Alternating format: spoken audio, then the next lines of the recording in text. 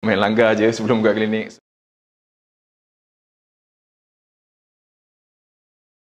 Assalamualaikum, nama saya Luqman bin Hazri. Saya daripada klinik pergigian Luke di Elmina. Okey, dah beroperasi hampir setahun lebih lah, setahun sebulan macam tu. So tujuan saya join workshop ni actually sebab honestly saya tak pernah join any kind of workshop, even though sebelum saya buka klinik ataupun after buka klinik, and then during buka klinik pun tak pernah join lah workshop macam ni. So I think after 1 year saya need to learn more, sama ada saya doing the right things atau wrong things along the way.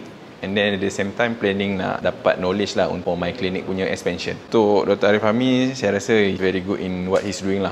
Bagi saya, banyaklah benda yang saya perlukan daripada sekecil-sekecil perkara. Let's say kalau baru nak buka klinik, nak prepare, nak tahu knowledge, so that apabila you buka klinik, you dah prepare apa yang you akan face, is very good. Cik Aris pun dia banyak bercakap more tu macam mana kita nak handle our company lah. Financial, in term of admin, in term of hiring staff. That one sangat-sangat membantu. Macam saya cakap yang awal tadi, saya tak pernah join any classes kan. Banyak benda tak tahu. So hari ni memang saya cakap knowledge saya bertambah, not just 100%, 200% lah. Might be more than that. Yes, I would recommend for my friend yang tengok video ni, tak rugilah kita spend. Actually, this is part of it, part of the progress also.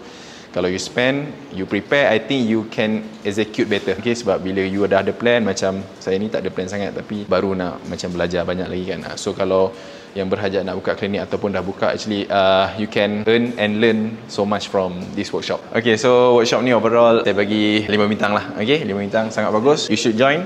Very informative. Speaker pun sangat membantu, tanya soalan, diorang jawab, and then banyak, is worth it. Okay,